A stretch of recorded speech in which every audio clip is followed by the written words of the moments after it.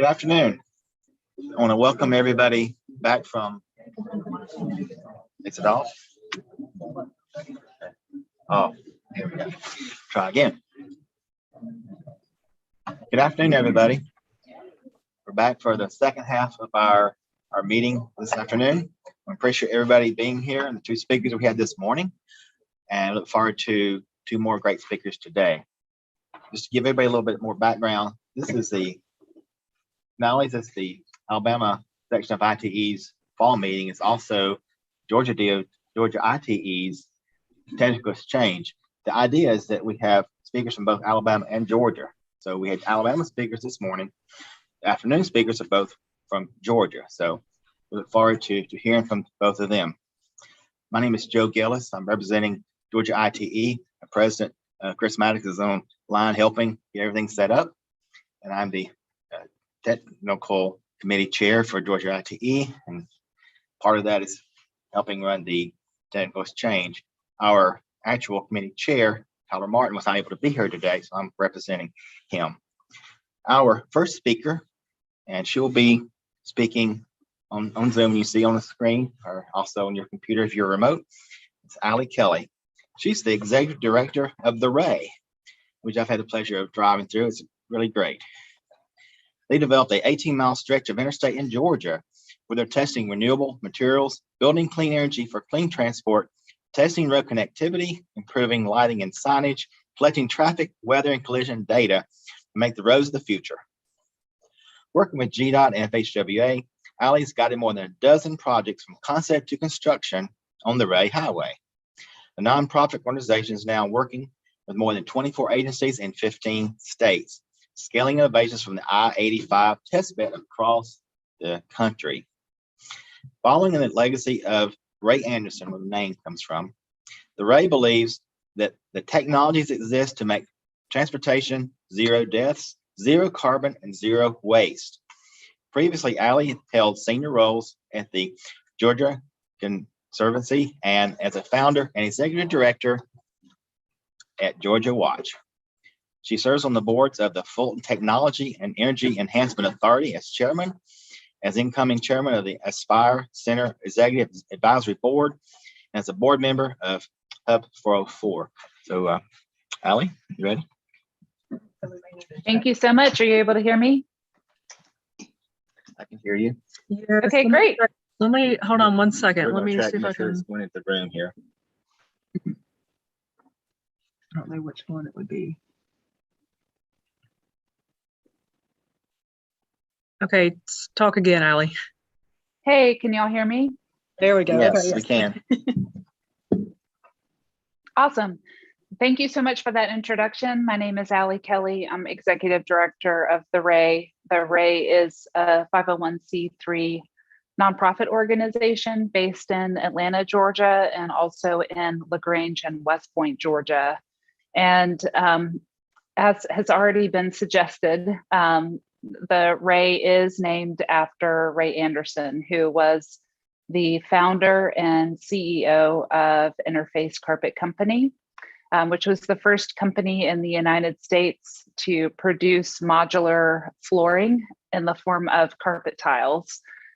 Ray started his business in LaGrange, Georgia in the 1970s, a true startup, and actually built it into a global business in less than 20 years, valued at over $1 billion. By the early 1990s, Ray Anderson was trying to walk the line between continued growth within the company, particularly in markets on the West Coast of the United States, where there was growing concern about environmental impacts of industries like flooring and carpeting. And so while he did not plan to get involved with sustainability in the early 1990s, Ray was called by businesses and customers on the West Coast to answer the question of what Interface was doing for the environment. What's your plan for sustainability? What's your plan for environmental improvement? And Ray Anderson, who was a business person, an engineer by training at Georgia Tech, felt that he had done all that he needed to do for the environment by complying with federal and state regulations. What he came to understand as he was struggling with, the prospects for a carpet company, a manufacturer of flooring, of petrochemical product, struggling with, how to reconcile the waste that he was sending to the landfill, also the raw resources that were required for carpet production. Ray actually came to understand that there was a business case for incorporating more efficiencies at Interface. And beginning in the early 1990s and extending at Interface for 2 decades, while Ray Anderson continued to guide the company, Ray was able to document more than $400 million worth of savings to the company by incorporating so-called sustainability and circularity principles. And I think that is really the legacy that Ray has left behind as a gift for us at the Ray and for the world, is to understand that you don't have to be at a loss in order to have safer, more efficient, and cleaner operations. That there are ways to leverage productivity out of waste streams. For example, at Interface, they went circular with the carpet scraps in making the tiles. And eventually they even went into landfills in order to recover old carpet from any number of carpet manufacturers to have a new raw materials supply stream for making new carpet out of the carpet scraps and out of the old carpet that they recovered from landfills. So those are the types of real practical lessons that Ray Anderson left with us from his company Interface, which is still operating today, although Ray left us in 2011. He did in the early 1990s establish a goal for Interface to be zero carbon, zero waste to landfill, more wastewater reuse, and more renewable energy. And so those are the top level goals and the missions and objectives, the mission and the objectives that we are working for on the Ray Highway. After Ray passed away in 2011, the Georgia state government, the Georgia House of Representatives, and our former governor, Nathan Deal, wanted to honor the man and the legacy with a highway naming, and chose the corridor of Interstate 85 between the city of West Point and the city of LaGrange. West Point, where Ray Anderson was born, and LaGrange, where Interface was founded. And that 18-mile corridor, which actually starts at the Georgia-Alabama state line, and you can see the official Memorial Highway signs at exit 18 and exit 2.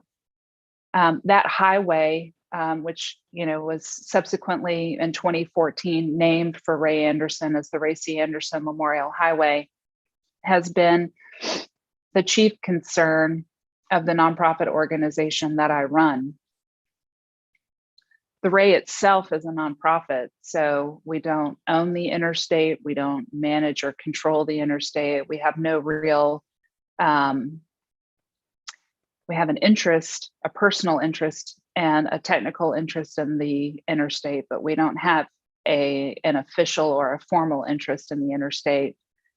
That being said, we have helped Georgia DOT and the Federal Highway Administration to establish a test bed for technology and for innovations that drive at the same goals that Ray Anderson set for Interface: decarbonization, waste reduction, higher levels of productivity, and also at the Ray and the nonprofit organization, we have set the goal around safety, zero deaths, and vision zero for this test bed for technology and transportation as well.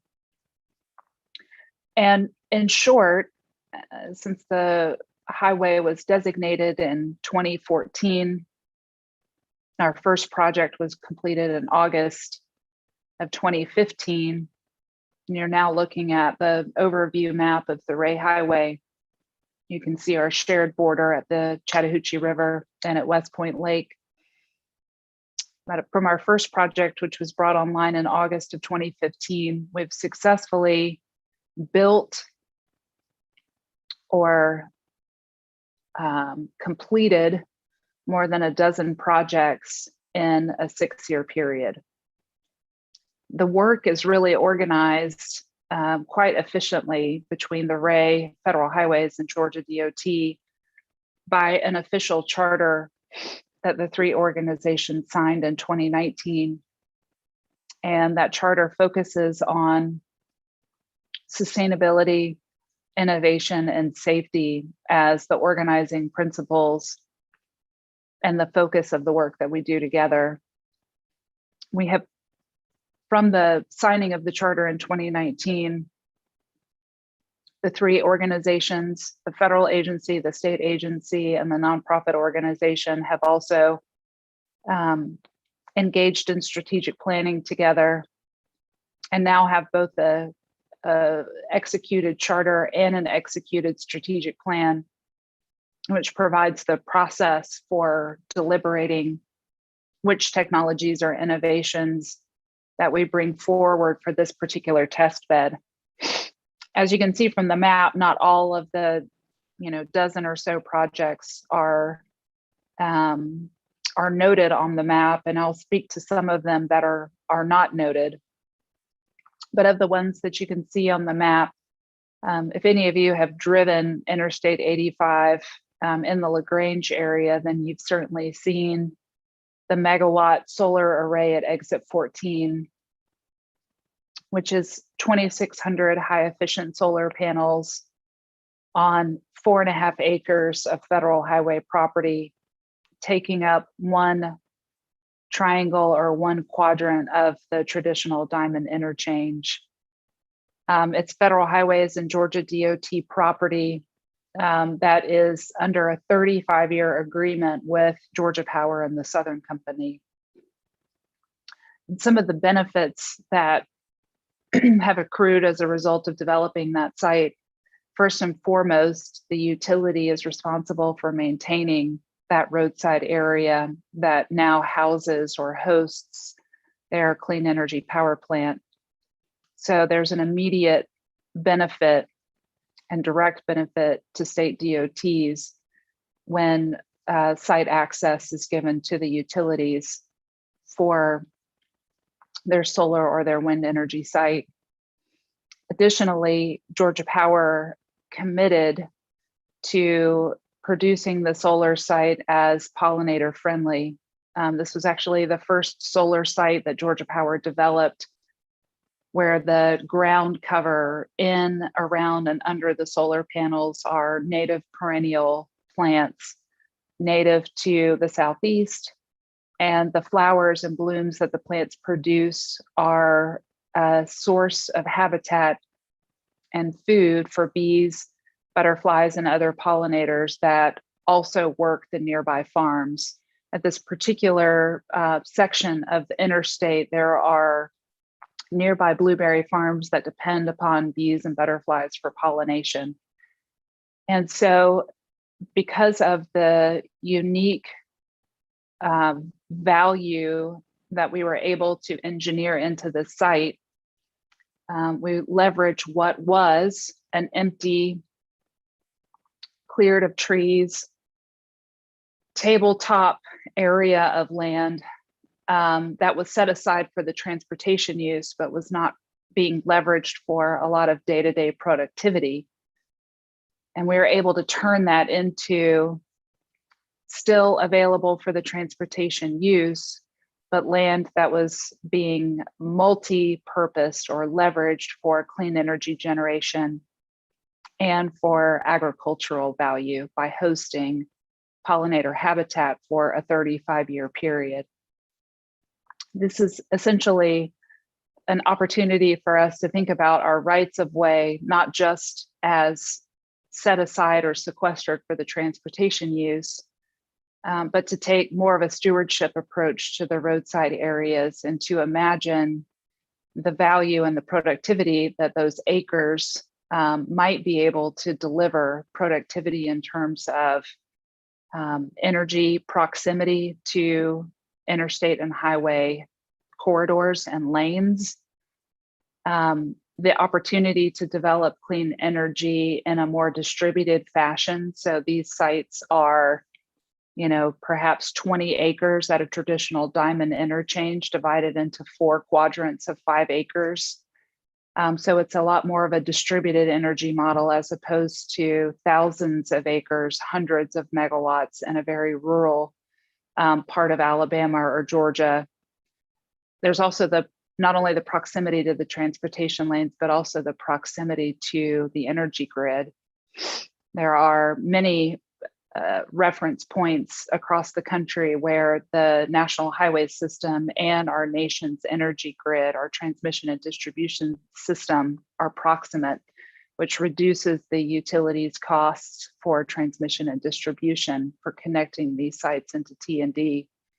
And so right-of-way sites on the national highway system can offer a very cost-efficient pathway to proximate transmission and distribution and proximity to the travel lanes, which would make them interesting energy sources for future EV charging sites along the national highway system. So there are tangible and direct ways that state DOTs and utilities can develop by partnering together on these sites, but there are also perhaps future forward opportunities for right-of-way solar to be connected into microgrids and providing clean power for clean transportation charging hubs in the future. Those are all concepts that we're exploring at the Ray. As you move down the corridor to exit 6, you're very close to the Kia Georgia auto manufacturing plant.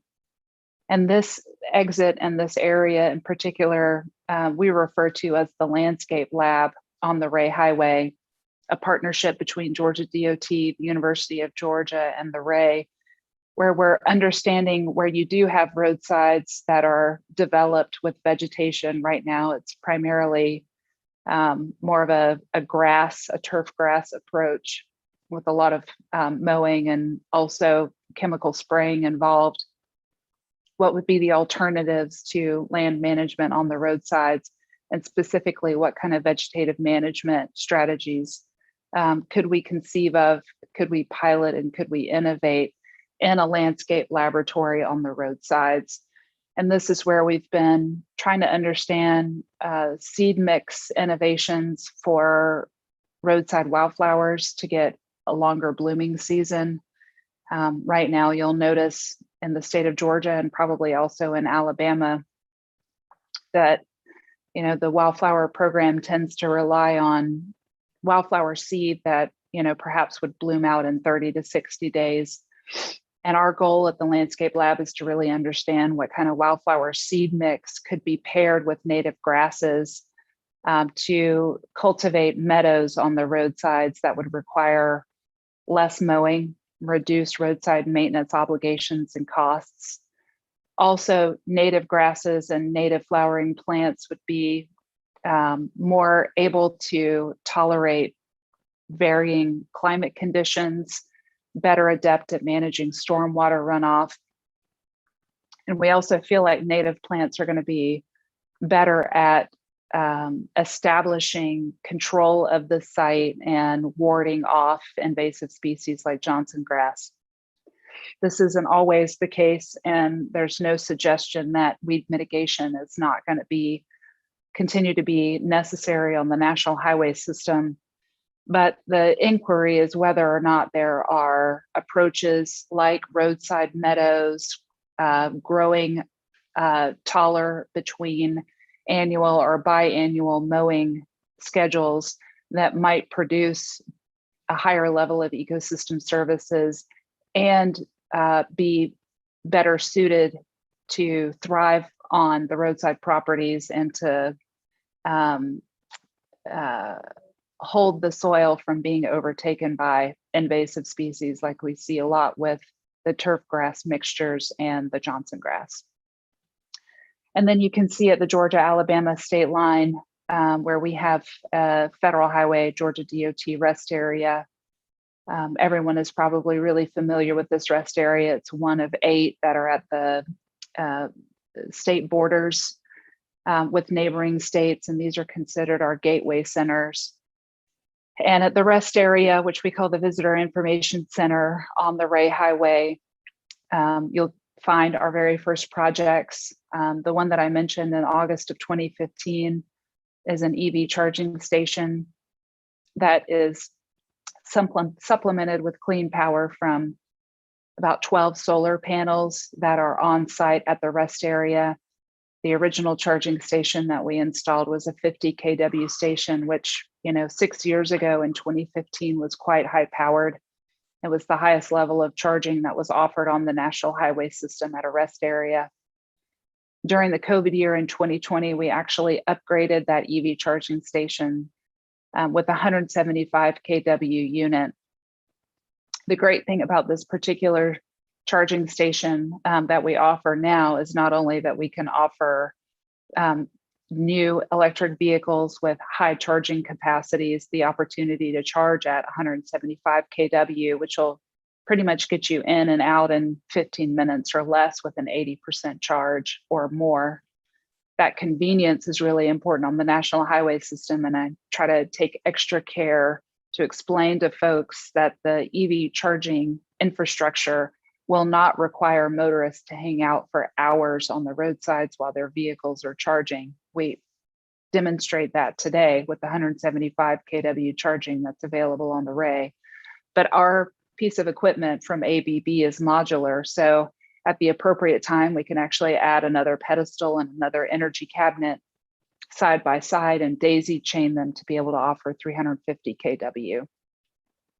That kind of level of charge is getting close to productive and close to substantial for medium duty and heavy duty vehicles. So we like the opportunity to be able to bump up to 350 kW when the time is right, whether it's to demonstrate high power charging for medium and heavy duty, or even high power charging for electric buses. 2 weeks ago on the Ray Highway, we had a Bluebird manufactured EV school bus that charged on our rest area parking lot from the ABB 175 kW charging. And we'd like to see that type of use case replicated across the national highway system with the appropriate high level EV charging that we can offer. We also have a tire safety station at the visitor center. And then, something that we're well known for, we were the first in the nation to pave a road with solar cells embedded in the pavement itself that could be driven over. And the solar paved Wattway highway is located in the access lanes from the rest area onto the northbound lanes of Interstate 85. I'm going to be focusing most of my remaining time talking about the connected vehicle work that we have ongoing on all 18 miles of the Ray Highway and the expansion of that project this year, harnessing connected vehicle data streams for safety and for the efficient movement of fleet vehicles and freight vehicles. So I'll hold off on mentioning that, but the connected vehicle work is actually not noted on this map.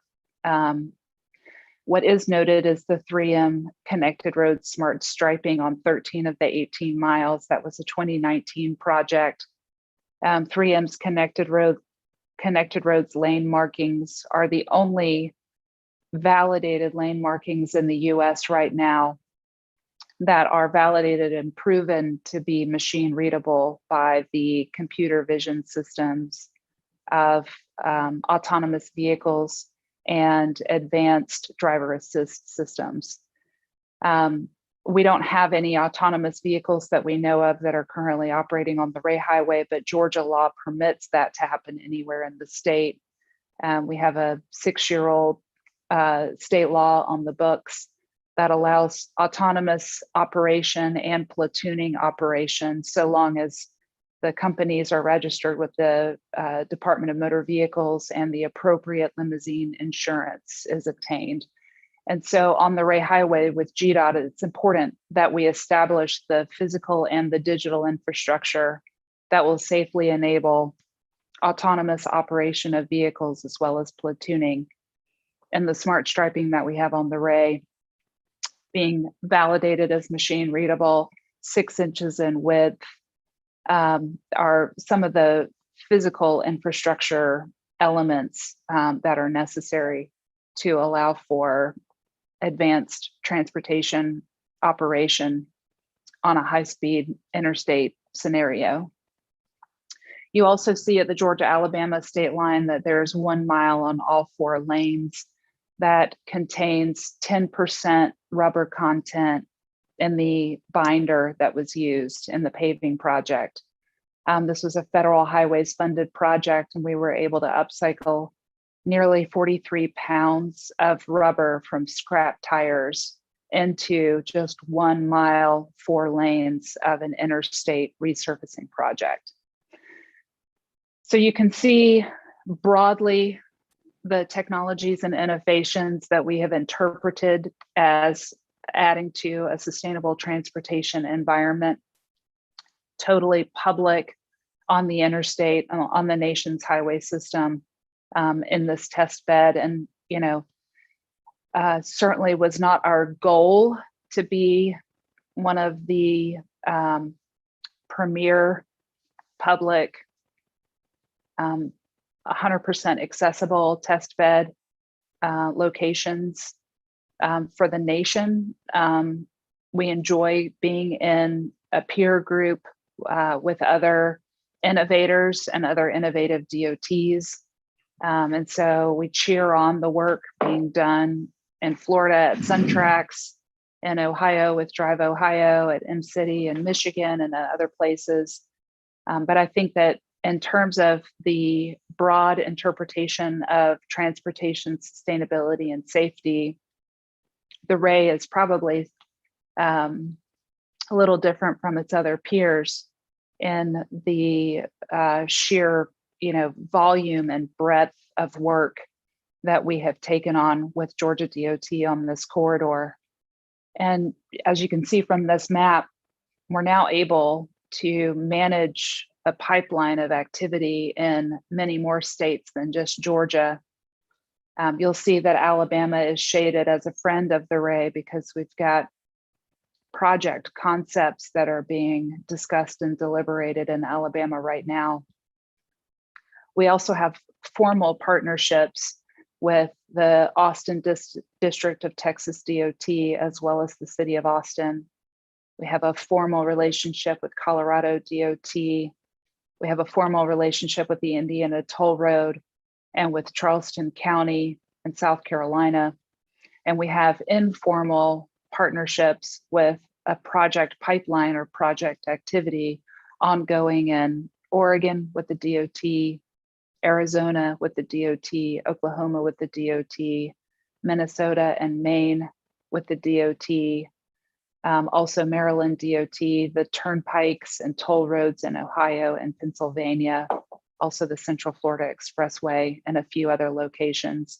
All in all, we're managing activity with about 24 transportation agencies in 15 different states, and the work is really varied. For example, in Texas, we're doing a lot of work involving solar energy, not just right-of-way solar, but solar-powered charging technologies. We're also going to be announcing connected and autonomous vehicle work in the state of Texas as well. With Maine DOT, we've provided technical assistance for 2 specific right-of-way solar sites that are going to be under construction very soon. Those 2 sites for Maine DOT are going to deliver a lot of value for that transportation agency, a reduction in energy costs as a result of the PPA that was negotiated, all of the renewable energy credits being retained and retired by the DOT, a land fee for all 20 years of the 2 solar sites and the term of the agreement, as well as both of those sites being pollinator friendly. So just a lot of different activity. I'll also mention Minnesota DOT. This is the first DOT that we've worked with, and the first DOT, I think, in the country to be looking at roadside utilization on the national highway system in that state for new energy transmission infrastructure. So could be an ecosystem of both AC as well as DC transmission buried in the rights of way to avoid any concerns about obstruction of traffic lanes, the operation of the lanes, or any safety concerns for motorists, but really trying to understand how we can enhance and expand the country's energy grid while navigating the common public concerns around new transmission siting, aesthetics, land taking, by leveraging the public's land that we already hold in the right-of-way areas. Minnesota is leading. Wisconsin DOT is about to come on board in that project, and we're also discussing that with Michigan as well. So a lot of different activity across the states, and a couple of things that I wanted to focus on with the remainder of my time today. First of all, just to review the connected vehicle work that began in the year 2019 on the Ray Highway. Initially, we installed 6 roadside units on the main line of Interstate 85 at exits 18, 14, 13, 6, and 2, which are the exits on the Ray Highway, as well as at the rest area right at the Georgia-Alabama state line. Those roadside radios are dual mode and dual active, which means that they are able to ingest and transmit information using both communication modes of DSRC as well as cellular V2X. And they're able to be in that bilingual state, if you will, at the same time. They don't require us to toggle between or to choose between the communication modes. We're able to manage both communication modes active at the same time. We also, in 2019, were able to install or retrofit 4 radios that were cellular V2X enabled in Ford F-150 and F-250 vehicles in the Georgia DOT fleet that is stationed out of LaGrange and out of Thomaston. So the idea was for Georgia DOT and the Ray to have a real working pilot of cellular V2X on the 18-mile corridor, but to make sure that the roadside radio infrastructure was interoperable and really future-proofed for whatever may continue to happen with the FCC as it relates to DSRC and the safety ban. The project has grown over the last 2 years to include 2 new partners. The first OEM partner for the state of Georgia in their connected vehicle project, which is Kia Georgia, the organization that owns and operates the automotive plant in West Point, as well as HACHI, which is the Hyundai Kia America Technical Center based in Ann Arbor, Michigan. HACHI, as an R&D group for Hyundai and Kia, has been involved in US DOT connected vehicle projects for many years. They've been involved with Tampa, and I believe that they have been or will be involved in the Columbus, Ohio connected vehicle work with US DOT as well.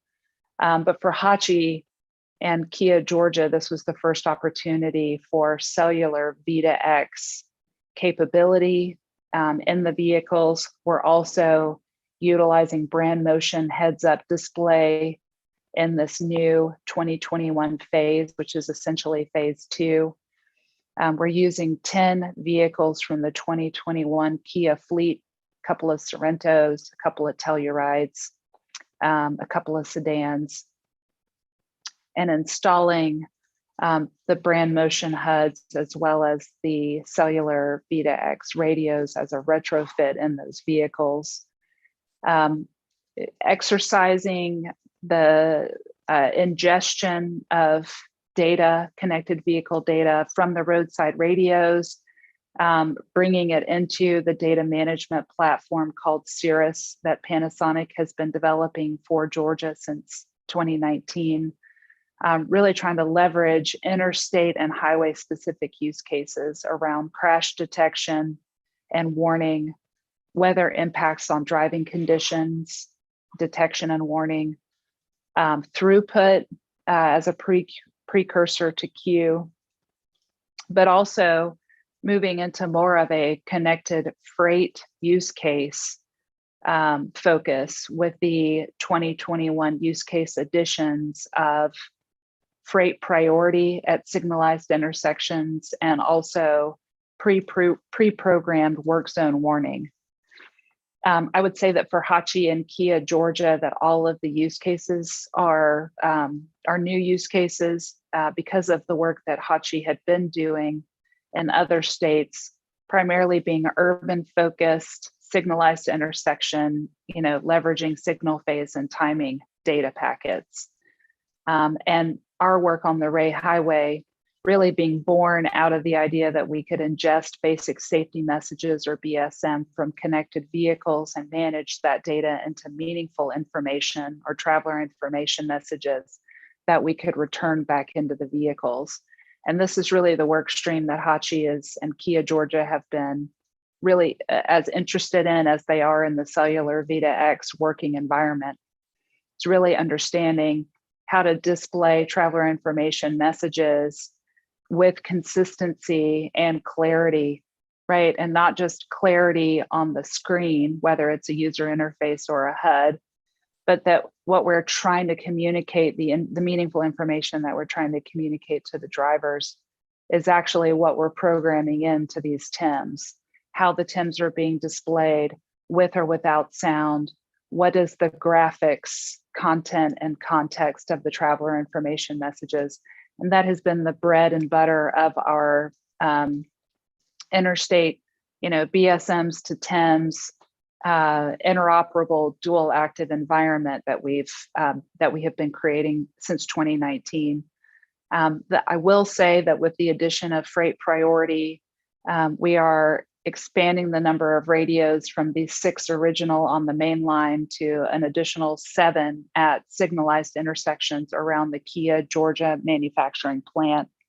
And we're going to be able, with this phase 2, to demonstrate vehicle priority at those signalized intersections that we've connected. And we'll be demonstrating that with all 14 C-V2X connected fleet vehicles. So now 13 radios, 14 vehicles, and use cases that do include signal phase and timing as an additional data management priority for the Panasonic Cirrus platform. The other thing that I think is important to note that's not on the screen right now, but Georgia DOT has been connecting signalized intersections in the Metro Atlanta area. Now in the hundreds, there's more than 700 connected signalized intersections in the Atlanta area, which is awesome. And all of those signalized connected intersections are feeding information into the Panasonic by Cirrus platform. So the data management platform that started out on the 18-mile corridor of the Ray has now gone essentially statewide for Georgia DOT. And there may be opportunities for us to establish more of a regional project with Alabama DOT in the future. What I do know is the next goal for phase 3 of our connected freight work is to demonstrate radios on medium and heavy duty vehicles that are working and operating real delivery and logistics routes. This is already something that Georgia DOT is doing in the Savannah Port area. There's a lot of opportunity for us to replicate that work on the Ray Highway, where so much manufacturing is happening, not just at the Kia Georgia plant, but also with Kimberly-Clark and other businesses. So really interested in working vehicles connected into this ecosystem, and especially interested if there's any way to tie in regional routes that may originate at the port, come through the Atlanta area, and then finish delivery on the 85 corridor as we go into the western part of the state and even into Alabama. Happy to take questions about that body of work when we come to the end of our time. I'm going to spend the last 10 minutes or so talking about our partnership with Esri, utilizing their ArcGIS Pro software to help DOTs and other transportation agencies to evaluate the solar opportunity and the opportunity to develop solar energy generation on the roadsides. I'm also going to briefly mention the announcement that the Ray made last week about our new partnership with GeoTab, which is a national data partnership trying to understand truck travel trends across the country in order to make strategic recommendations about where high-powered charging for BEV freight should be located.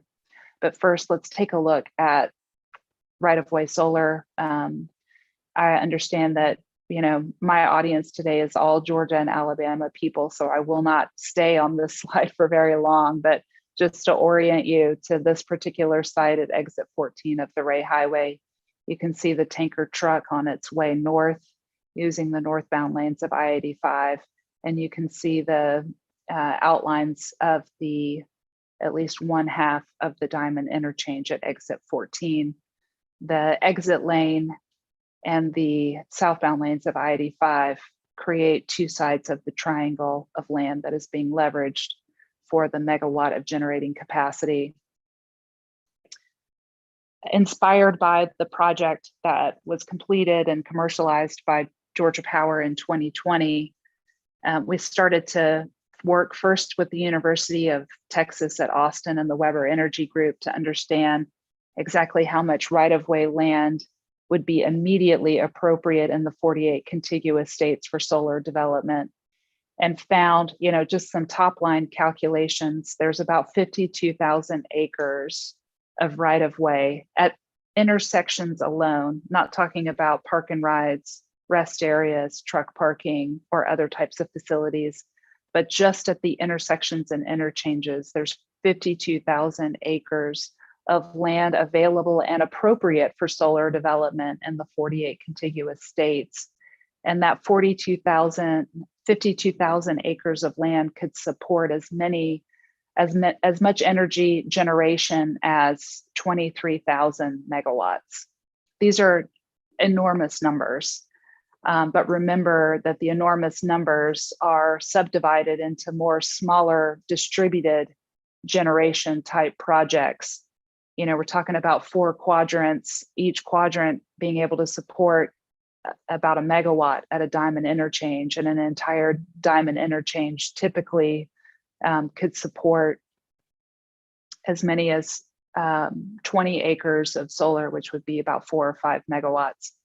That was the first piece of work that we did in conjunction with the Weber Energy Group and UT Austin, which really occurred in 2018, 2019, and 2020. When we understood the significance and how substantial the opportunity was, we began to work with Esri to fine-tune the geospatial analysis opportunity for DOTs to assess and engage in pre-planning for right-of-way solar sites. And so while I have a video demo of the tool, I'm just going to go through some of these screen grabs from the Esri ArcGIS Pro tool that was developed and configured for the Ray, which we now offer DOTs and other transportation agencies free of charge through our partnership with Esri. You're looking at right-of-way data sets directly from Iowa DOT, and you can see that we're still very interested in the interchanges and the intersections, but we're also, with this tool, able to comprehend the significant opportunities along linear rights of way as well. And what this slide is depicting for you with the dark red shaded areas is just the solar radiation function that the tool can prepare and present to us. This is using local solar radiation factors and looking at orientation of the rights of way, the prime oriented property being shaded with the highest solar radiation value in the darkest red. This is really interesting to us. We want to know what the raw solar potential is based on, land orientation. But we're also really interested in understanding what's appropriate. And another way of saying that is not what could we do, but what should we do?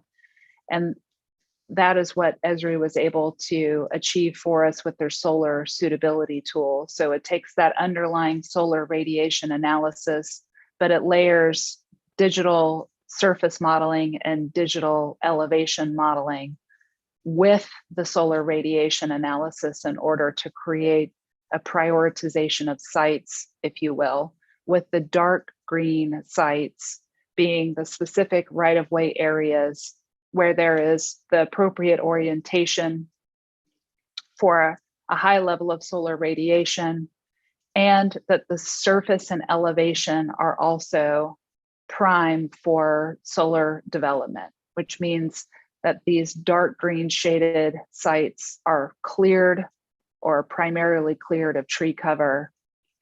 They are most capable of being developed immediately for a high return on that solar investment. Also embedded in the tool is the opportunity to extrapolate some raw economics data about these solar sites. The energy regulation is different from state to state, so we can't actually build the best deal inside of the tool because we can't pre-program in various regulations, but we do know the value of a solar electron in different areas and different states and in different regions. And so we can estimate just the raw value, that the raw economic value of the solar energy potential if it were just sold on the grid by the DOT, not necessarily the business deal that would come together for all states, certainly not necessarily what state DOTs would prefer to do, but it would definitely be an option for some state DOTs to work with the solar developer to develop the sites, and then for the DOT to just sell the power on the grid, just like a utility. The tool also includes digital twin capability. So after I have laid out a solar site using the correct dimensions of panels themselves and the spacing between the rows of panels, I can then drop a person specified where they're standing, how tall, and where they may want to, in this instance, a view shed, how far out they may want to look and how far around. Is it a 180 view or is it a 360 view? In this particular screenshot or screen grab, you can see that we have built a solar array onto a roadside parcel. The roadside parcel at the top of the right-of-way parcel, we have placed an avatar, and we can see that as the avatar looks out 360 degrees from the new solar site, that the solar panels are blocking the view and are obstructing the view shed. And here is exactly what I'm talking about. So this is a Iowa DOT right-of-way parcel. You can see that we have removed the rows of solar panels at the very top of the right-of-way or the rise of the right-of-way area because of the turnaround area available for a community viewing spot. So this is an example of the types of pre-planning activities that DOTs and other transportation agencies can engage in with the same geospatial analysis tool. We can move from what's possible on any roadside or right-of-way parcel to what we should do first and what the value would be, just the raw value. And then we can also start to lay out solar arrays and assess unintended consequences, both to the system and the system users, as well as to the nearby community. We're working with Esri now to try to expand this digital twin part of the tool to incorporate glint glare analysis as well, which we feel is a best practice for DOTs to follow, similar to what the FAA requires for airport solar sites. We're working with about a half dozen transportation agencies in formal agreements right now to review roadside data sets. We've got as many that are interested in using the tool. We just haven't completed and executed the data agreements yet. So there are plenty of interest in the transportation agency world for understanding the opportunity for developing the roadsides for clean energy. I feel like, you know, this tool is unique in the country in being able to deliver on a host of analysis, planning, and just general concerns, objectives that DOTs may have in trying to understand, you know, what is essentially a new program area for most state DOTs. Before the roadside solar site was brought online on the Ray Highway, there were only 2 other states that had successfully completed projects.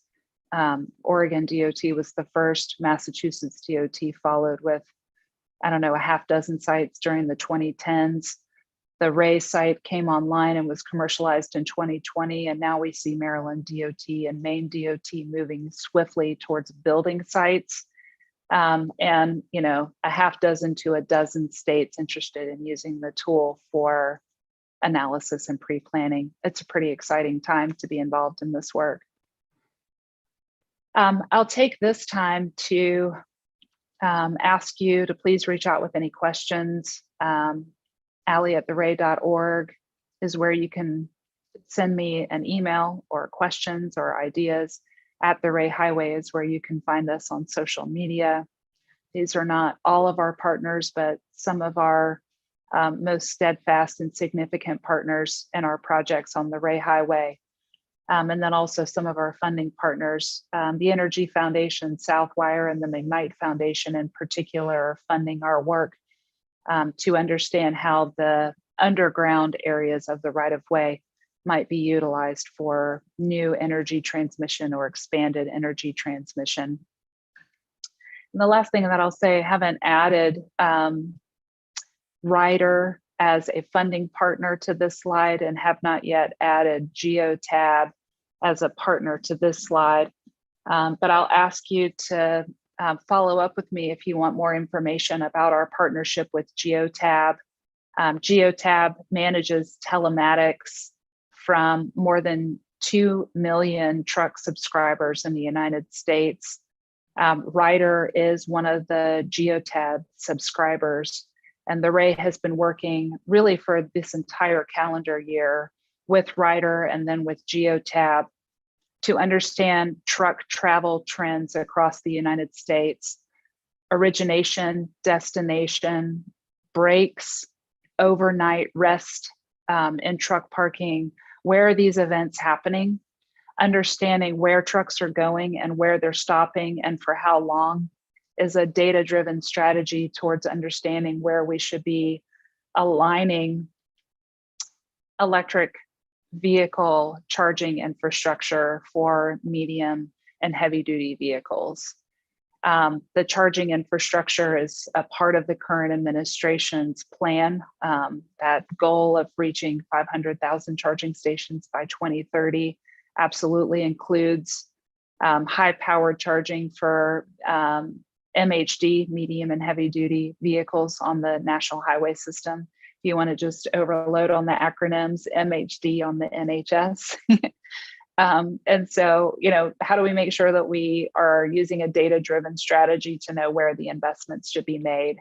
A megawatt charging station for a Class 8 truck will set you back $500,000 just on the equipment, not to mention the utility make ready to make the site ready with energy availability to support a megawatt charging station, and then also the O&M over time of a megawatt charging station. So we need to understand where would be the best places to make those investments, where there is already a lot of truck travel, truck stops, truck breaks, truck visitations, and for how long, so that we know exactly what levels of charging would be most strategic for those frequently visited stopovers or break sites, parking sites.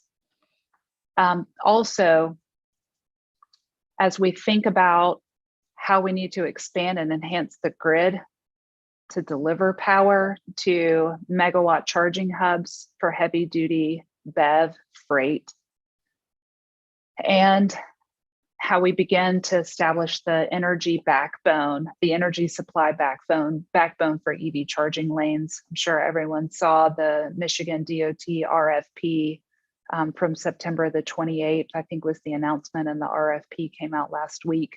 But the first mile of EV charging lane, inductive and wireless charging in a lane, Michigan DOT hopes to build that in one of 3 counties in the Detroit area. So if we imagine a strategic system of EV charging lane on the national highway system, giving medium and heavy duty freight vehicles the opportunity to work through those strategic framework of lanes in order to snack on energy while they're driving over the road. Truck trends and truck travel data is going to be really important for us to understand where to make inductive charging lane investments as well. So the Ray is really excited to be involved in this work. Our initial corridor of analysis with Geotab and Ryder is I-20 from Dallas to Atlanta, and then I-75 and I-16 from Atlanta to the Savannah port. Geotab is going to be masking all of the data to preserve anonymity, but they'll be generating visualization tools for us like heat maps that will allow us to understand where the stops and starts are concentrated. And then we can zoom into those properties and see what truck parking DOT manages or suggests where truck parking new on the national highway system could be built. We could also assess where rest areas are located and whether those might be opportunities for delivering those charging events to medium and heavy duty vehicles.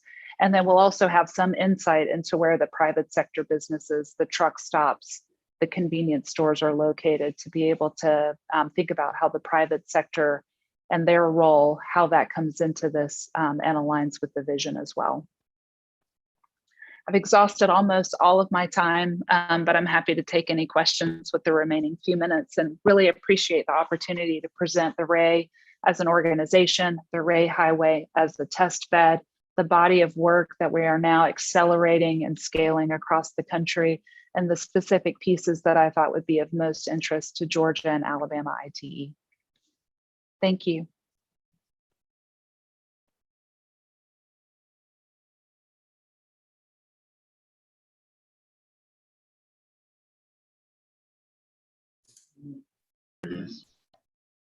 Okay. Can you hear us, Allie? I can hear you. Hear us now? Okay, great. We want to make sure we did that right. I don't know if you heard the applause, but there was applause right before we unmuted, I think. So, Any questions for Allie? and I'll try to relay again here. Yeah, I've got a question with regard to the landscape plan and they pollinator areas, and I guess it's a big thing. The flowers and stuff. Has there been any studies whether pollinators being right next to a highway? I would think like I think I'm driving down the highway, I'm seeing butterflies. Is there a certain offset? It should be either. Is there exactly what's in it? I'm gonna try to relay the question. There was a question on the I audience. got it. You got it? Yeah, Great. I got it. Yeah, this is a great question. It's frequently asked, are we setting up pollinator habitat for increased mortality to the pollinators themselves? I spent a lot of time on the roadsides of the interstate, and the wind from the interstate lanes, the truck travel, and just the other vehicular travel, it is my lay person's observation that it takes a lot of effort for an insect to fly, like a butterfly in particular, to fly from meadows into oncoming traffic. I wouldn't put it past an insect to do that. And I know in the summertime, I certainly hit a lot of bugs on my windshield. But that my observation is that it is an energy expenditure for a butterfly to go from a field of flowers into oncoming traffic. The data is limited. There is one study that we know of, I think it was back in 2014, and it showed no increase in insect mortality as a result of roadside wildflower stands. I'm happy to share that with you. That is the one study that we found. So clearly more research and data is needed to understand if there are impacts to mortality of insects. So all I can tell you is my observation from being on the roadside of I-85 frequently, and also what a single study would tell you. The other thing I wanted to say is, as part of our work on the roadside lab, we have identified a strategy of zones for roadside management, with the immediate zone of 8 to 10 feet being short mowed area of grass next to pavement, in order to allow people plenty of room to pull off with engine trouble without fear of a higher growing meadow catching fire. So, the recommendation is to have a short mowed zone immediately adjacent to the paved lanes. And then beyond that short mowed zone of 10 feet, 8 to 10 feet, then the meadow area can begin. And that could include, native grasses and pollinator habitat.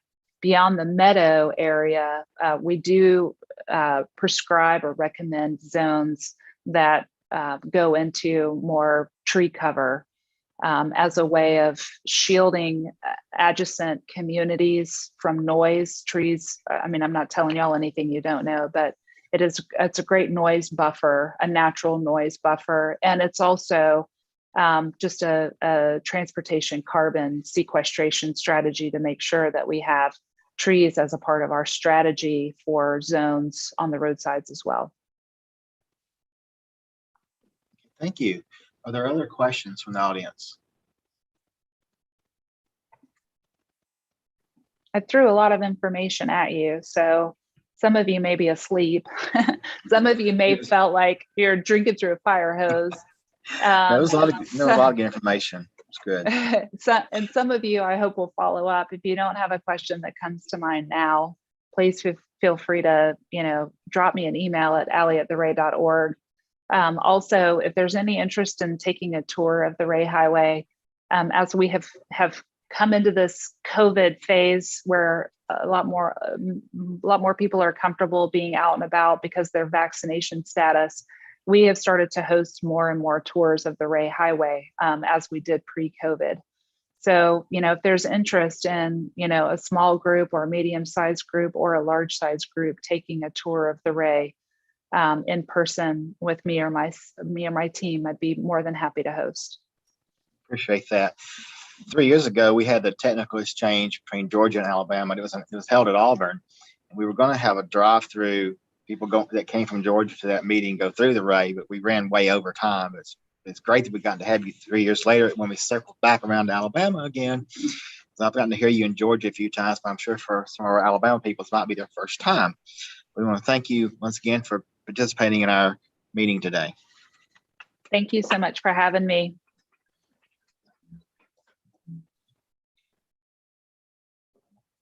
So let's take about 5 minutes, and then we'll have our second speaker. I got a presentation. Okay, that's for that. Yes. Yeah, we, guess we're done with Zoom.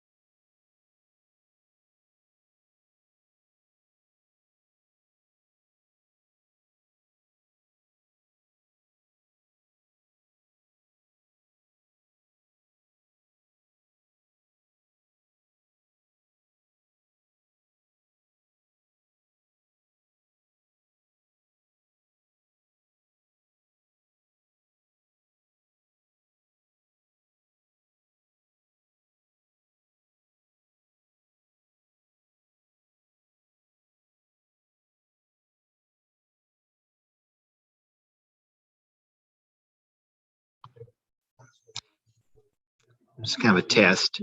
We're still here about to gather. Let everybody come off a break. Maybe if anybody's listening. We got your sound, Joe.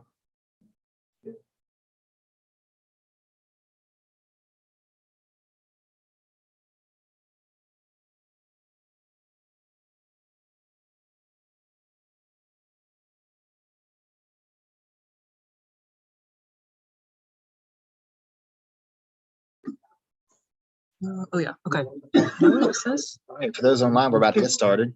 Can y'all hear us? Or Chris, can you hear us? Yep, I've got y'all. Great. Yep, sound and visual, we're good to go. Okay, for those here in Talladega, we're about to get started with our fourth speaker, our second speaker from Georgia. Already kind of wrap up here. So our next speaker is Stephen Foy. He's an experienced traffic engineer. He's worked both local government and as a private consultant. He received his engineering degree from University of Georgia in 1999 and his Master of Public Administration from University of Georgia as well, while working in Athens, Clarke County as a transportation systems engineer in the traffic engineering division. Since then, he's worked for Street Smarts, SCI, and Atkins in several positions, such as transportation engineer, traffic engineering division manager, and ITS project manager. He's also worked for Oconee County, also in Georgia, as a design engineer, and the city of Rome, Georgia, as an assistant public works director and traffic engineer.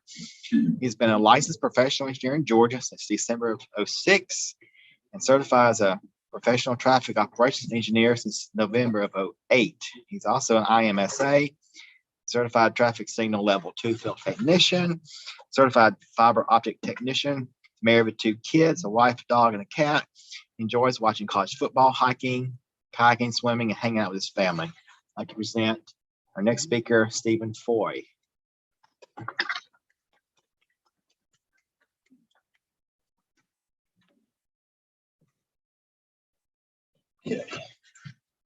All right. Hello, it's good to see everyone in person and good to speak to those that are attending virtually. I am excited to speak about our new traffic control center in Paulding County. Paulding County has a population around 170,000 people. It's a little over 30 miles northwest of Atlanta. We have 74 signalized intersections in Paulding County, so it's not a huge system. So with that, I want to talk a little bit more. Let's see. Well, how do I get it to go? Joe, I might need some help here. Is there a button I press? No. Just hit one.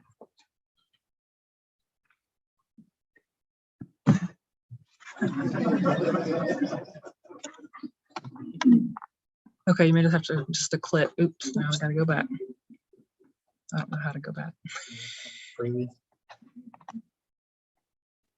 Yeah, just have to click. Touch that side of the touchpad. Okay. All right. All right. There are 2 phases technically for what we consider one project because we actually have 2 PI numbers through GDOT.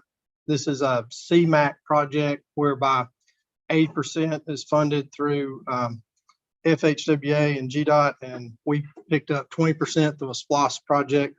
So that really helped us leverage our SPLOST dollars.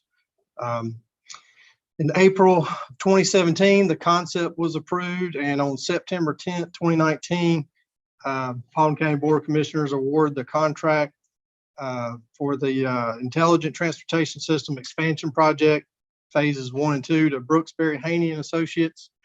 Got a couple representatives from Brooksbury, Haney here. I did that on purpose because y'all seem like a really smart group of people. They're going to ask really detailed questions, so I might lean on them a little bit. But anyways, the original amount was $3.322 million. And basically this is to connect to 65 of our 74 intersections. And the project includes installation of fiber optic cable and utilization of existing fiber optic cable along, y'all won't know these roads, but I'm gonna say them anyways. Dallas Ackworth Highway, East Paulding Drive, State Route 120, State Route 61, State Route 6 Business, State Route 6 Industrial Way North, Industrial Boulevard North, Bill Cruth Parkway, East Memorial Drive, Academy Drive, State Route 92, and the Silver Comet Trail, which is a really popular multi-use trail we have in Paulding County. CCTV cameras were provided. I already mentioned about the 80% funding through GDOT. Like I said, it's broken down into phases. So phase 1 established the traffic control center, and phase 2 is to expand the fiber out to all the PTZ cameras and to make those connections. It was an interesting process. Renovations began in September of 2020 and were done by mid-November 2020 in the actual space that we had for the traffic control center. We used an existing building that we were already in. Formerly, it housed all of DOT, but it's just for traffic operations, one division of our DOT. So we had some space that we could work with, and it didn't impact us too bad. I did have to move out of my office and go to the back of the building. Anyways, it's a process. Let's see. Like I said, installation of communications equipment, video display system was started after building renovations were done. And it took about the same amount of time for those items to be installed. The fiber plans were done by Wilburn Engineering. AECom provided plans for the building renovations, as well as for the construction support services and IP addressing and planning of the new fiber installation. Most of the fiber installed was 144 single mode fiber optic cable. Phase 1, we put fiber along Dallas Ackworth Highway, East Paulding Drive, State Route 120, Bill Cruth Parkway to 17 intersections. And phase 1 cost, if you're interested, was $2.56 million. So this shows you the route for what we consider part of phase 1 fiber. Like I said, phase 1 is for the traffic control center and the fiber shown in this slide. And then phase 2, is to expand the communication system. It also involved 144 fiber optic cable, and it went along Industrial Way North, Industrial Boulevard, East Memorial Drive, State Route 6 Business, State Route 61, State Route 6, State Route 92, and State Route 360. State Route 92 and State Route 360 are currently under construction for road widening projects, which has presented some particular challenges in doing this project. And I'll talk about that a little later, particularly State Route 92.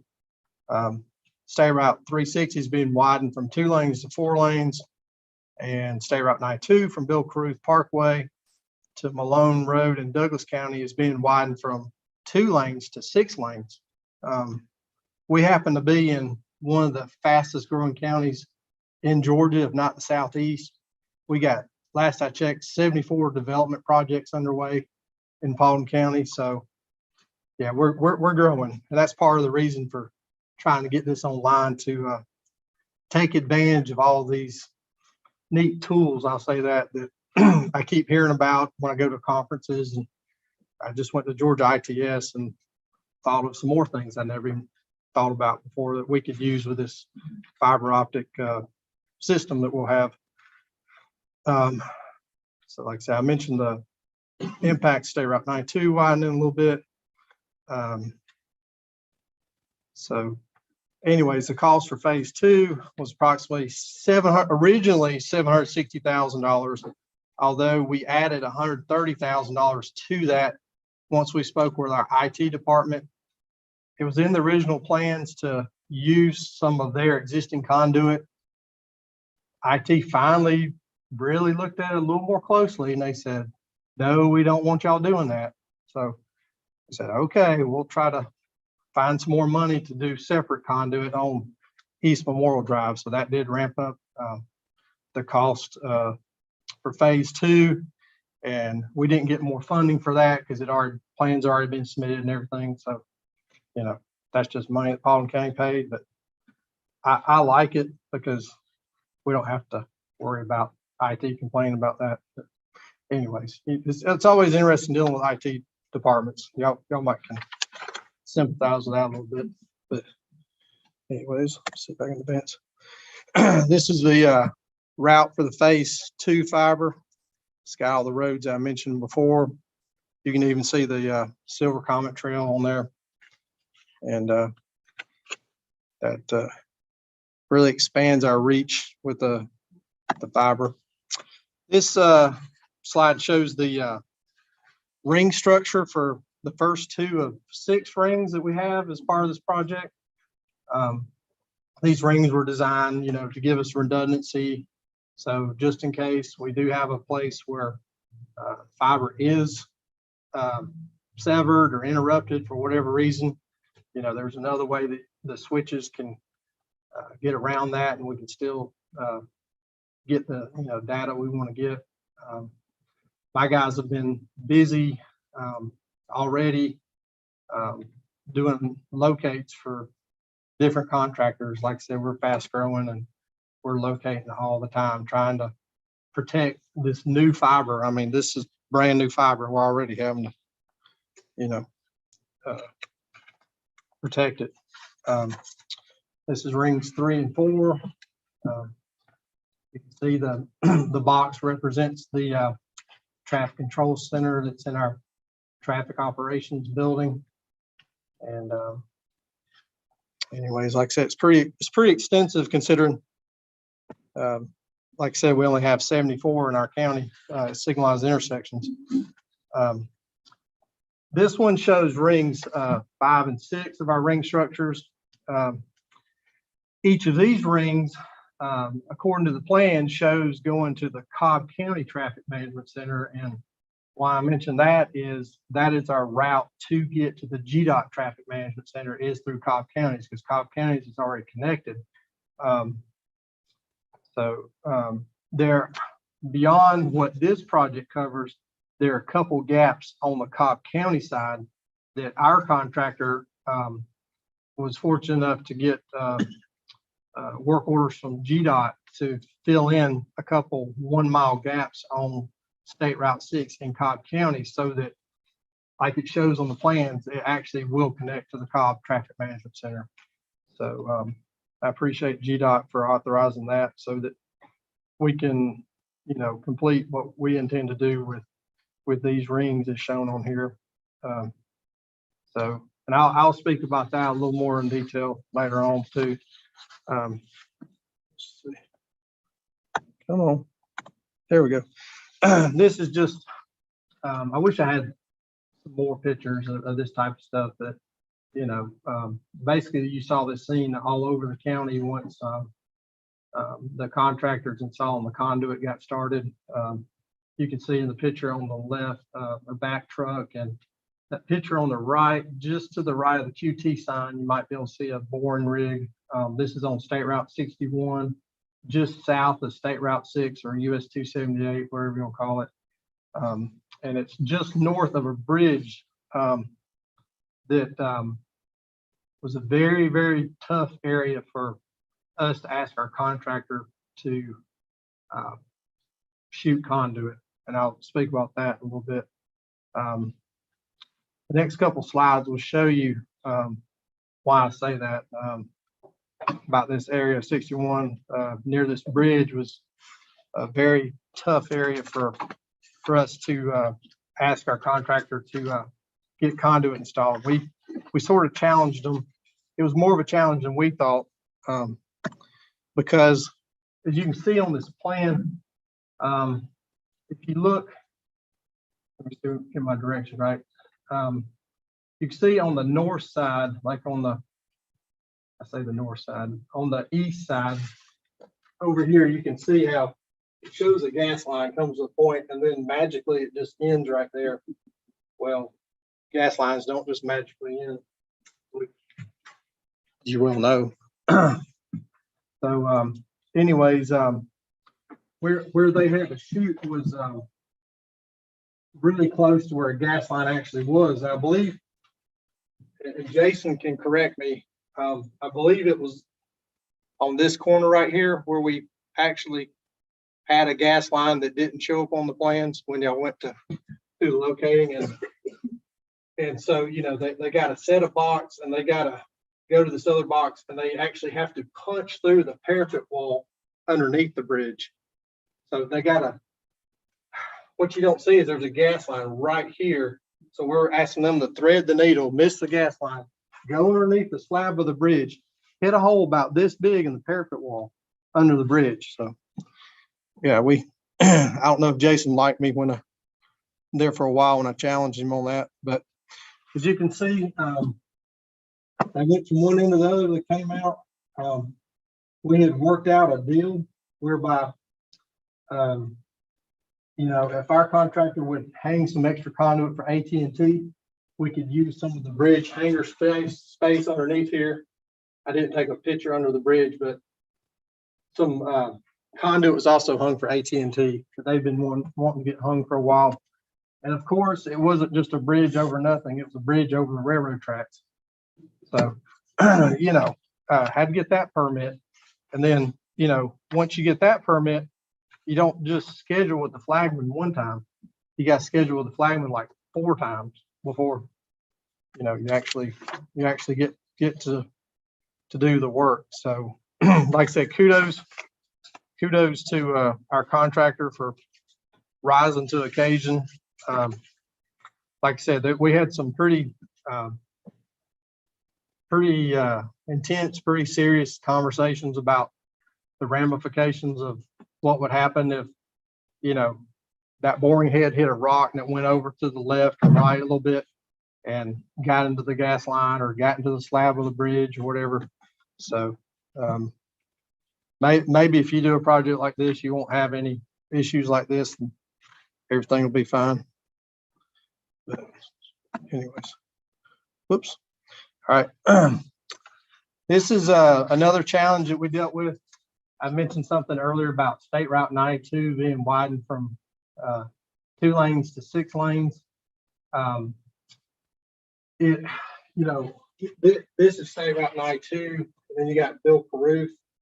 Bill Caruth already had fiber that apparently was installed right after they devised the plans for State Route 92 widening. And the reason I say that is, you know, this widening project, this intersection improvement, you look at the, you know, the traffic signal plans and the ITS, the Series 28 plans and all, it shows no existing fiber on Bill Caruth. So, you know, we talked to CW Matthews about that and their utility coordinator last April, Chris Roundtree, and Jason came out and we all had a meeting out in the field and we talked about this one particular existing splice box that basically it joins up, you know, fiber going up and down 92 along with fiber that goes down Bill Caruth. And it's very important because this fiber goes down Bill Caruth. It's basically the umbilical cord to the Cobb Traffic Management Center and to, you know, GDOT Traffic Management Center. So Jason kind of came up with a plan of action, and Chris Roundtree, he agreed to it. He said, we'll ask for a supplemental agreement with GDOT. We should be able to knock this out. Well, through the grapevine, I heard that something happened to Chris Roundtree, and lo and behold, I checked it out, and from just, you know, searching the internet and what, well, the news that came up in the news, well, he died in a car wreck. So, you know, the main guy we were coordinating with, he was gone, and I just thought I'm just gonna leave that alone for a while. And so I did till this past September. Then there was somebody else that was a utility coordinator. And so we started talks again, and they thought that they had already submitted everything GDOT needed to get a supplemental agreement. Lo and behold, they hadn't submitted all the details when we went through their paperwork. So anyways, for now, like I said, Jason Thomas can correct me if I'm wrong. We basically jumpered past the fiber that Well, there's existing fiber on 92, but it's gonna get wiped out with the widening. There's gonna be new fiber on 92. So we jumpered past 92 to get down Bill Caruth to still have that connection to GDOT. So anyways, that was about a 5-month delay between when Chris Roundtree passed away in the wreck and dealing with the new utility coordinator.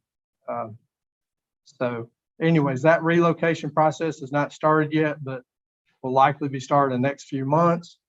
During that relocation process of that splice box, one of those rings I showed on the earlier slide, ring 2, will likely be down for a while. So we know that. So I'm sure they'll be hearing from us while it's down, like asking them, you know, when y'all gonna be through. There were a number of unique specifications that had to be developed so that we could, you know, have a good, a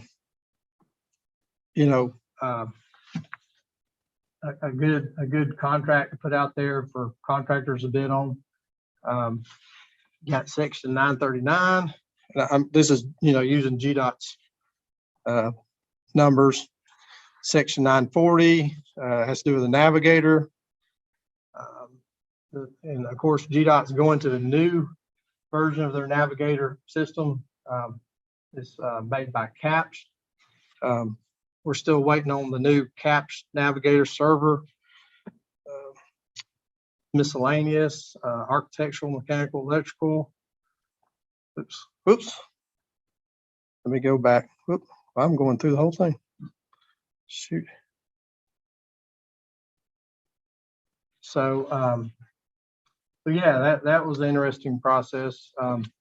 AECOM really helped us a lot with that, because some of these things that you know, we had to put in there it's not like we could just go pick one out of the green spec book from GDOT specs. You know, we had to, like I said, we had to really come up with our own specifications for this project. So anyways, let's see. All right. This is actually the life safety plan sheet out of the building plans that AECOM did for us, but just kind of want to show that to show you the layout from overhead view of our traffic control center. We have 3 workstations. We have this table that we oriented a little differently.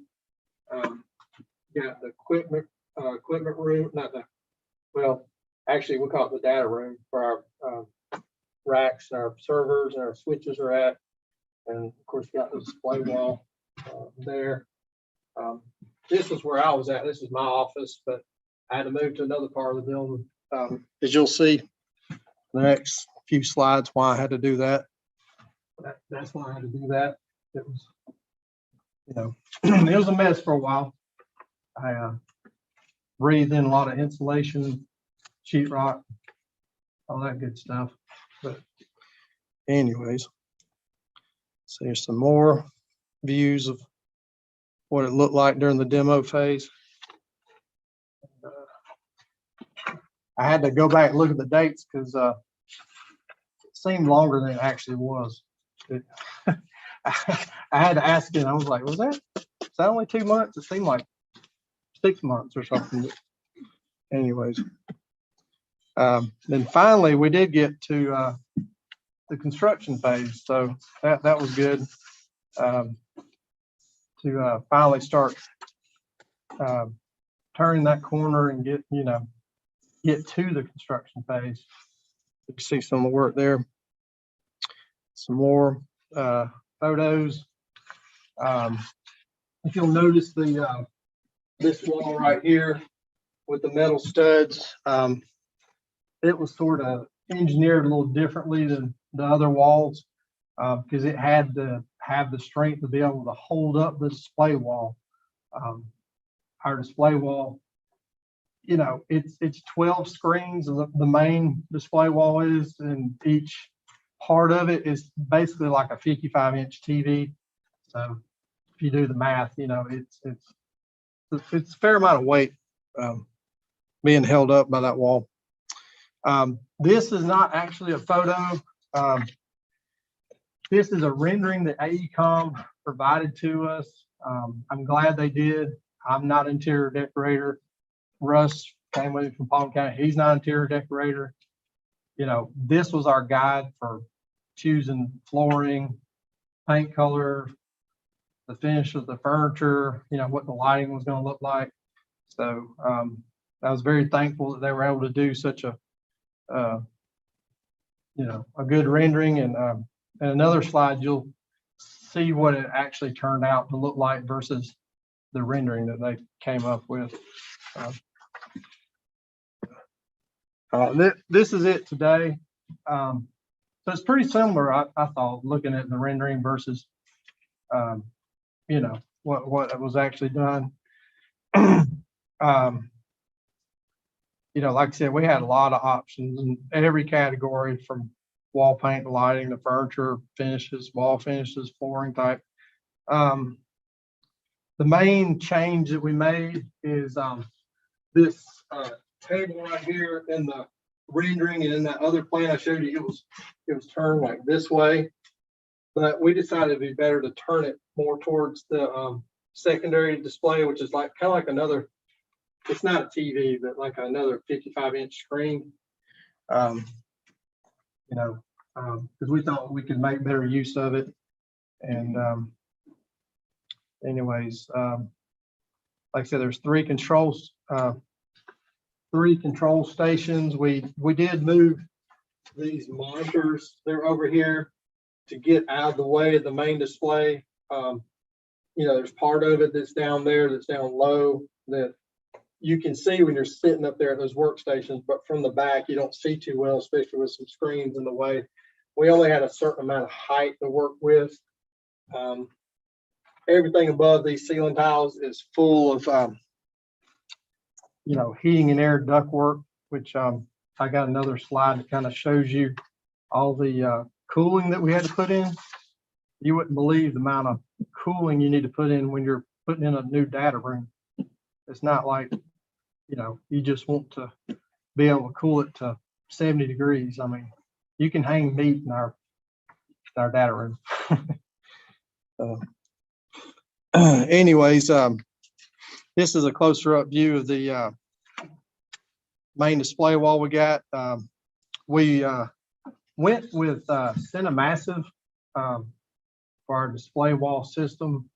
The Department of Defense uses CineMassive, so it makes a lot of specs with them. And actually, Utilicom was our integrator and supplier for this display wall system. They took us out there to the CineMassive headquarters in Atlanta, and we actually got to go in a room that was about the same size and looks about like what we ended up with. And, you know, this was before we even get started on the construction. They showed me what that could do, and I just couldn't imagine a display system doing any more than what they showed me during that demonstration, just to be honest with you. So I was impressed. So like I said, we decided to go with them. This is in the data room. We've got 5 large racks with plenty of rooms for servers, switches, and other components. Like I said, once we get the new GDOT Navigator server or CAPS server, I've heard it called both, we'll put it in one of these rack spaces. We've got plenty of extra space in there. There are 2 built-in laptops. Well, you can see it right. There's one there and there's one there. And, you know, for working on the CineMassive display system or programming network switches or servers or what have you, it's convenient. You know, you can just pull them out and do what you got to do on there. So we really like it. I mentioned something about the air conditioning being to the point where you could hang meat in the data room. Well, this is why. You could see all the air conditioning units we got here. You can see on this one wall, I mean, just all these new units. there's a backup system, actually one of those, built in the wall systems that's in the data room in case the other systems go down. So we're trying to, we try to think about redundancy and, having a real robust system that can handle whatever gets thrown at it. Along with all these air conditioning systems, the power service had to be upgraded. You're basically, well, I'll show you another slide how many amps we're talking about. Another challenge with all this ductwork and everything, especially when you got ductwork that's, over the top of your traffic control center or where your racks are at and everything, is that everything's got to be perfectly insulated, especially in Georgia, where we get this, 80, 85%, 90% humidity or whatever. There was a couple spots, and I had Jason on speed dial a couple times that, and Jason picked right up with BB&H and got his sub out there to fix it when the insulation wasn't just perfect, and you'd see a drip, coming through. I'm not going to say everything was perfect right off the bat, because it wasn't. But anyways, I hadn't seen anything in a while, so hopefully we're good on that. Yeah, like I said, they were quick to get it fixed, so that was good. See, like I said, here's the actual calculations for the power necessary to run everything associated with our traffic control center. And the reason we did that is we wanted to have a backup generator so that, in whatever kind of conditions, we could still run the traffic control center, still have some effectiveness, not be out. The calculations, it came out to 143 amps, but just to be safe, we got a 200 amp natural gas generator. And see, here's some pictures. The pad had to be built for it. You can, Brooks very handy. There's BB&H crane right there. They lifted it up with the crane and lowered it into place. We had to get we already had a natural gas service, but we had to get another service just for it. So we did all that. Yeah. And like I said, it was a Kohler generator. It was set up for every Monday morning, early in the morning before everybody's there. It runs, and we haven't really done it yet, but there's a way you can connect to it, see how it tested out and everything. But anyways, there's still some things we're working on before we get connected to all the intersections with fiber and connected to the GDOT TMC. We got to get a couple of gaps filled in on State Route 6 in Cobb County. There's that one that goes from Elliott Road to Florence Road. And then there's one from Hill Road to Richard D. Sailors. And I believe this is the one that goes over the a bridge. It's over the Norfolk Southern again. So Jason can tell you more details about where they're at on that. I think this one they've already, I think he said they already have conduit in on the one section, but then the one over the railroad tracks, they put in to be able to do it, the permits in. It's just they're reviewing it, and you can't press the railroad on how long they take to do that. But anyways, of course, we need to get the new Navigator server from GDOT installed and running. We're supposed to get some training on it. There's a lot of features that I heard about at Georgia ITS that I didn't even know about with that new GDOT Navigator system. So I'm really looking forward to getting training on it so we can start using it. So that's it.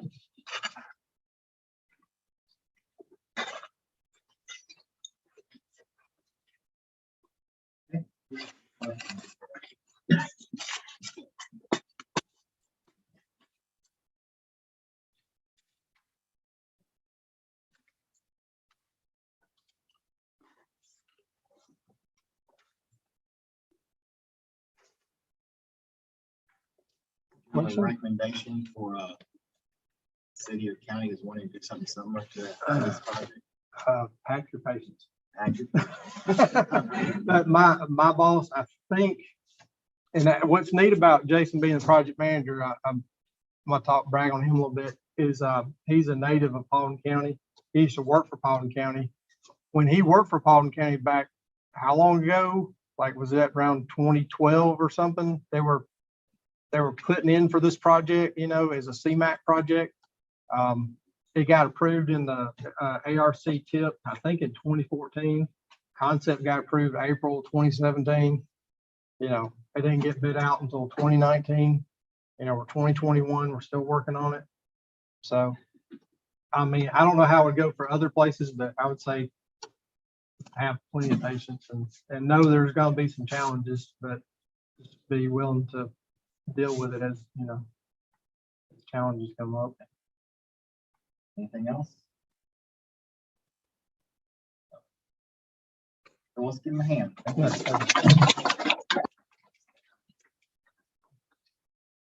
Laura Beth's gonna come back up.